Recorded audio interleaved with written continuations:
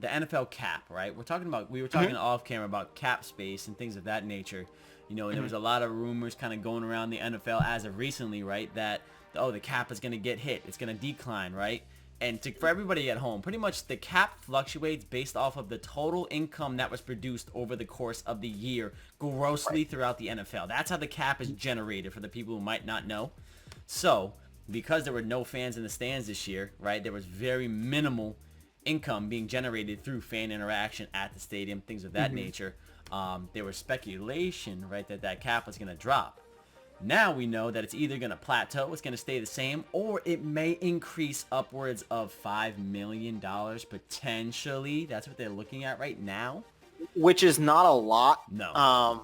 Typically, the cap sees a larger increase in that. So even a $5 million increase would be detrimental to teams that made future plans with a lot of their long-term contracts, right?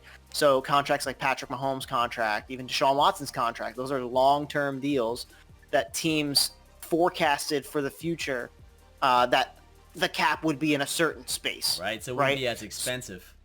Correct. Yep. So it kind of does throw a wrench in a lot of teams' plans who already are very tight on cap space. Right. Like an LA Rams or a Kansas City or a Tampa Bay, something like that. So it does throw a wrench in a lot of those plans for teams that have bigger numbers on their books for 2021. And, you know, I think what's really kind of interesting is that now, you know, we're starting to see some things happen. You know, we're starting to hear rumors and we're starting to hear some speculation in the NFL of a quote-unquote a massacre is coming next week in terms of the old regime, those veteran sort of guys that you wouldn't expect to get cut are going to get let go of. Why? Because the cap space has only gone up this much, and they needed to go up this much. Right? So I'm very, very interested to see what this looks like next week. And let me ask you this, Andrew. You know, what if you had to think of two or three guys that you think are going to go on the chopping block? Who are the first people that kind of come into your mind? So you think of guys that are vets, that are staples on their team, right? Guys that you look at that have been on that team for a while. They've been making, big impacts on their football teams, but might be regressing even just a tiny, tiny bit. The first guy that came to mind for me was Bobby Wagner on the Seahawks. I feel like he's getting past that point in his prime. Maybe who's that other linebacker? KJ Wright. I'd say KJ on the Seahawks. Wright. Those are some of those. They're not old, and that's what people are gonna be like. What? Not these guys. They're not old, but they are guys who eat up a lot of that cap space. Correct. That are not integral to that team being successful at this moment. Guys like Von Miller come to mind. Denver did just come out and say that they want to keep him, but that might mean they want to keep him if he restructures. Right. Correct. Which he may not do. He might say, forget it, I'm not doing that. Or he could be a team player or whatever. Not a knock on him if he doesn't want to restructure because he's entitled to the money that he signed his contract for. Correct. But guys, I know I just named two Seattle Seahawks, but those are the guys I think of. That defensive side of the ball is already a train wreck. So flip some of those guys, get some more money, make it younger, and kind of move some pieces that way. You've already had guys like Kyle Van Noy on the Dolphins get released this past week. Kyle Rudolph, who said he did not want to restructure, and Minnesota said, all right, bye-bye. Yep. Guys like maybe Zach Ertz in Philadelphia. That's what I was about to could say, be a casualty Zach Ertz. of that.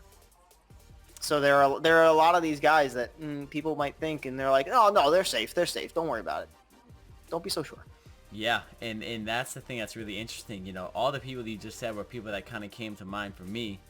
And another one that I came to mind, which is probably pretty obvious, but you look at a guy like a Frank Gore, right, who's just still, he has no significant place in an offense, but he's good enough to still be around.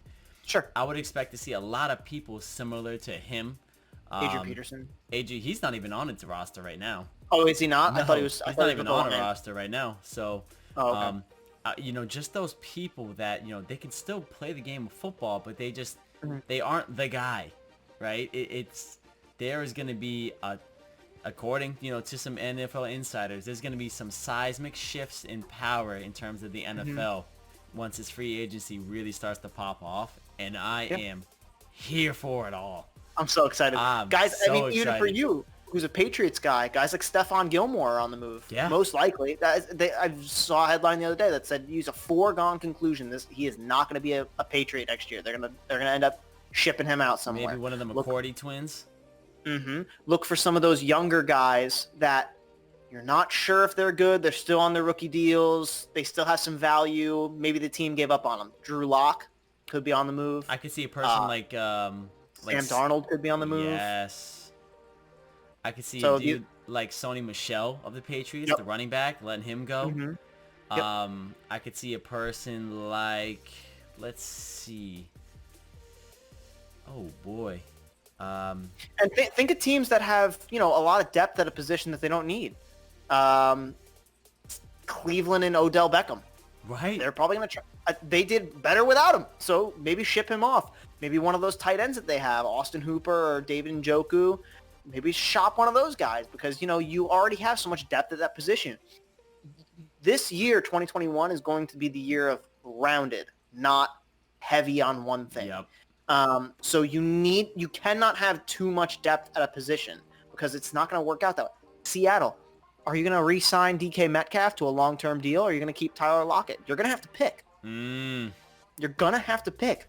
And you know who's not going to be happy about that? Russell Wilson. But we're not going to talk about Russell Wilson. No, we're not. But these are these guys that you got to think. Can a team afford to keep all of these fantastic players? Right. And if a team managed their cap well, maybe like Kansas City has, they're not going to Kansas City's not signing anyone this offseason. Nope. They're barely going to be able to keep the rookies that they're going to draft. Correct. So, but their team is already so good, they could just keep everybody. Maybe they ship Sammy Watkins. I don't know. Or maybe a Le'Veon Bell. Right, exactly. Maybe just let him go sign somewhere else and make a move somewhere. Because they don't need him.